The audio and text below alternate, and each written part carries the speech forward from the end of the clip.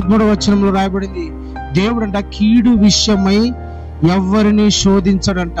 ప్రియమైన దేవుని బిడ్డలారా, ఏ వ్యక్తిని కూడా దేవుడు కీడు విషయమై శోధించడు. ఏ వ్యక్తి కీడు చేయడు.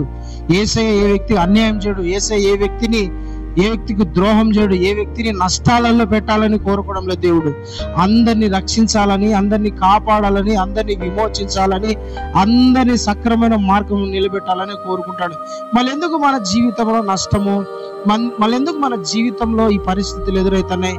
ఎందుకు మనకి ఇదంటే వాక్యంలోనే రాయబడింది. యాకోబు పత్రికలు 1వ అధ్యాయంలోనూ చాలా మంది అంట తమ దురాశల చేత చాలా మంది ఈడవబడుతున్నారంట.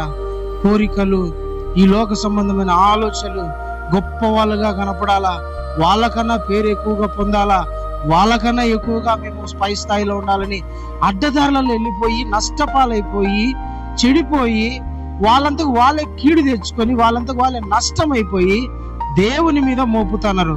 మనం ఎప్పుడు కూడా దేవుని మీద నేరం మోపకూడదు. దేవుడు ఏ వ్యక్తిని కూడా కీడు విషయమై శోధించడు. ఏ వ్యక్తికి కూడా దేవుడు అన్యాయం చేయడు. ఏ వ్యక్తికి కూడా దేవుడు ద్రోహం చేయడు.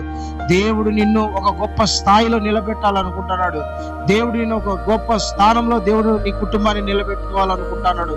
అంతేగాని దేవుడు నాకు ఇది అన్యాయం చేసినాడే అని అనకూడదు. ఎందుకంటే దేవుడు నిన్ను ప్రేమించేవాడు. నీకోసం ప్రాణం పెట్టిన దేవుడు నీకు కీడు చేస్తారా చెప్పండి?